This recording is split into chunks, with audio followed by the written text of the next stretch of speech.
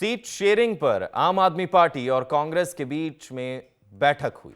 दिल्ली में मुकुल वासनिक के घर जो है ये बैठक की गई और वासनिक बोले हैं कि अच्छे माहौल में हुई है चर्चा, यानी कि ये बैठक जो है वो काफी ज्यादा अहम बताई जा रही थी। दिल्ली के मुकुल वासनिक के घर में ये बैठक हुई है, आम आदमी पार्टी और कांग्रेस को लेकर बैठक हुई है और सीट शेयरिंग को लेकर जो है ये बैठक की गई है। खास तौर पर काफी ज्यादा अहम बैठक, क्योंकि चुनाव 2024 और मकसद बीजेपी सरकार को इस बार जो है वो सत्ता से बाहर करना। पूरा विपक्ष जो है वो एकजुट हुआ और आम आदमी पार्टी और राहुल गांधी या ये कहें कि कांग्रेस के बीच में ये बातचीत हुई। जो बयान अभी बातचीत के बाद, इस चर्चा के बाद निकल कर आया कि ये मीटिंग जो है वो पॉजिटिव जो है वो कही जा रही है।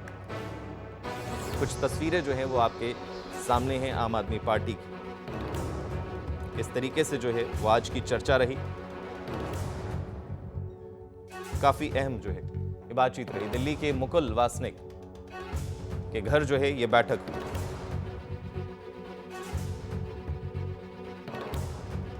कई मायनों में, क्योंकि 2024 के चुनाव हैं और हर अपोजिशन जो है यही कोशिश कर रहा है कि किसी ना किसी तरीके से बीजेपी सरकार को जो है, बीजेपी को जो है वो सत्ता से हटाया जाए और खुद को काबिज किया जाए। और खास तौर पर एक वक्त की सबसे बड़ी पार्टी कांग्रेस जो है वो इस कोशिश में है कि अपने आप को दोबारा से रिवाइव, दोबारा से जीवित किया जाए और जीवित करने के लिए सहारे की जरूरत जो है वो महसूस हो रही है। एक महागठबंधन एक बार फिर 2024 के चुनाव को लेकर बनाया जा रहा है। आम आदमी पार्टी जो है वो 2 राज्यों में अपनी पकड़ मजबूत कर चुकी है और अब जो है वो सीट शेयरिंग को लेकर भी बातचीत जो है वो चल रही है। क्या बातचीत हुई उसका जरूर इंतजार है कि आखिर कितनी सीटों पर जो है वो सहमति और कितनी सीटों पर ना सहमति जो है वो बनी है। आज जो है ये बैठक हुई है और इस बैठक में सीट शेयरिंग को लेकर चर्चा हुई। दिल्ली और पंजाब में सीट बंटवारे के फॉर्मूले पर आप और कांग्रेस में जो है वो चर्चा हुई है। ज्यादा जानकारी के लिए हमारे साथ हमारी संवाददाता पूजा वर्मा जुड़ गई हैं। पूजा, ये मीटिंग जो है जो आम आदमी पार्टी और कांग्रेस के बीच में हुई, कितनी खास, कितनी अहम और इसका निष्कर्ष, निचोड़ क्या कुछ निकलता हुआ नजर आ रहा है? बिल्कुल, गौतम, पिछले 2 से चर्चा हुई है इस मीटिंग में और जब बाहर आए जो प्रमुख मुकुल वासनिक है कांग्रेस अलायंस कमेटी के, उन्होंने कहा कि बहुत अच्छे माहौल में बैठक हुई है। अरविंद केजरीवाल ने अपने प्रतिनिधियों को बैठक के लिए भेजा था और अच्छे से चर्चा हुई है। उन्होंने भी कहा कि चर्चा आगे भी चलेगी, कुछ दिनों में फिर से मुलाकात होगी जिससे हम सीट शेयरिंग को अंतिम रूप देंगे, क्योंकि बहुत सारे पेज फंसे हुए हैं गौतम। चाहे पंजाब की बात हो या हरियाणा की बात हो, सहमति बनती हुई नजर नहीं आ रही है कि आखिर कितनी सीट जो है किसे देनी है और किस आधार पर देनी है। क्योंकि जो लोकल लीडर्स है, अगर हम हरियाणा की बात करें तो वहां पर भी जो है वो इस बात में जो है कहीं भी अपनी हामी नहीं भर रहे हैं कि सीट शेयरिंग आम आदमी पार्टी के साथ करनी है नहीं। तो वो एक जो है हम कह सकते हैं कि रोड़ा फंस रहा है। इसके अलावा जरूर हाईकमान के सामने से दिखना ही पड़ेगा दोनों पार्टियों में से। तो उन्होंने कहा है कि अभी सीट शेयरिंग को लेकर वो टिप्पणी नहीं कर सकते, थोड़ा इंतजार करिए, पूरी जानकारी देंगे। और दोनों पार्टी गठबंधन का महत्वपूर्ण हिस्सा है और बीजेपी को कड़ी टक्कर देंगे, ये भी बात की गई है। और इसके अलावा उन्होंने कहा है कि दोबारा से जब बातचीत होगी तो जरूर ये फाइनल हो जाएगा कि सीट शेयरिंग कौन कौन से राज्य में होगी, किस आधार पे होगी, किस बेसिस पे जो है ये किया जाएगा। क्योंकि बहुत सारी चीजें हैं, अगर हम लोकल लीडरशिप की बात करें तो वो बिल्कुल इस फैसले से खुश नजर नहीं आते। हरियाणा पंजाब की बात करते हैं तो उनका सीधे तौर पर कहना होता है कि अलायंस जो है वो दोनों राज्यों में नहीं होगा। अब ये देखना है कि आखिर किस तरह से। बिल्कुल पूजा, क्योंकि सवाल तो सबसे बड़ा यही उठता है कि जो इंडिया गठबंधन है, ये जो गठजोड़ की बातें नजर आती हैं वो दिल्ली के लेवल पर नजर आती हैं, जहां ये दिखता है कि कुछ गठजोड़ हो रहा है, लेकिन जब राज्य स्तर की ये बात होती है तब वो गठजोड़ कहीं गायब सा हो जाता है। पार्टियां जो है वो अपने अपने में नजर आती हैं, चाहे पंजाब की बात हो जाए चाहे हरियाणा की बात हो। आम आदमी पार्टी, कांग्रेस जो है वो आपस में जुड़ती हुई तो कहीं भी नजर नहीं आ रही है।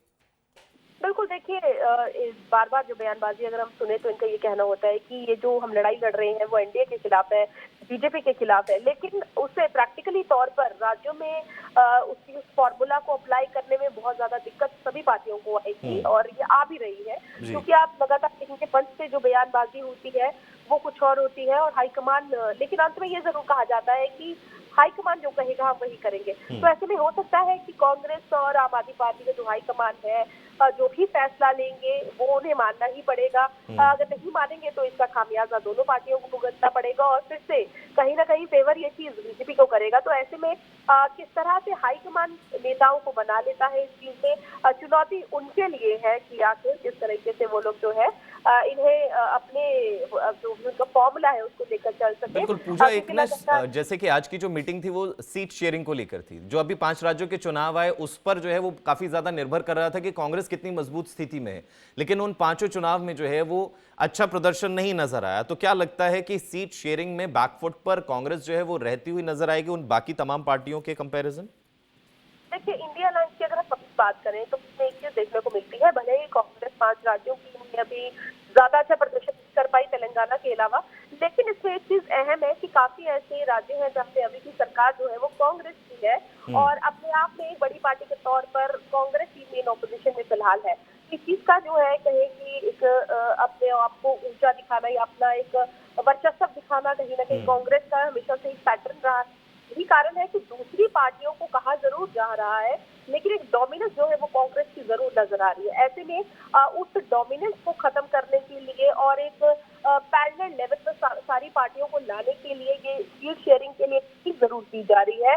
हालांकि आज हमने देखा कि अरविंद केजरीवाल नहीं आए इस मीटिंग में और उधर से भी अगर हम बात करें तो कोई बड़े लीडर्स नहीं थे। तो अंत में फैसला जो है सभी पार्टी अपने अपनी तरह से लेगी और अगर बीजेपी को सच में हराने के लिए अगर वो इस तरह से अलायंस कर रहे हैं तो कहीं ना कहीं एकजुटता दिखानी होगी, नहीं तो इसका खामियाजा उन्हें भुगतना पड़ेगा। एकजुटता की पूजा आपने बात की और सबसे बड़ा सवाल कांग्रेस पे ही एकजुटता को लेकर खड़ा किया जाता है और ये सवाल आज का नहीं है, लंबे वक्त से चला आ रहा है। ना सिर्फ हाईकमान बल्कि राज्य स्तर पर भी देखें तो कहीं ना कहीं जो है वो मनमुटाव पार्टियों में जो है पार्टी में नजर आता है, कांग्रेस पार्टी में नजर आता है। बाकियों का मनमुटाव तो बाद में दूर करेंगे ना, जब अपना ही मनमुटाव जो है वो दूर नहीं हो पा रहा है। तो ये कितना बड़ा जो है वो फैक्टर रहेगा कांग्रेस के लिए चुनाव में जो है वो जीत दर्ज करने के लिए, अपने आप को एक लाइन में लाना, अपने आप की जो गुटबाजी जिसे हम कहते हैं उसको ठीक करना कितना ज्यादा जरूरी रहेगा? देखिए, हर चुनाव में ये चुनौती रही है। यही कारण है कि साल 2014 के चुनाव फिर 2019 के चुनाव जो है कांग्रेस जीत नहीं पाई, क्योंकि एक दूसरे को हराने में इतना जोर लगा दिया कि बीजेपी के साथ या किसी अन्य पार्टी के साथ कम्पीट करना ही भूल गए।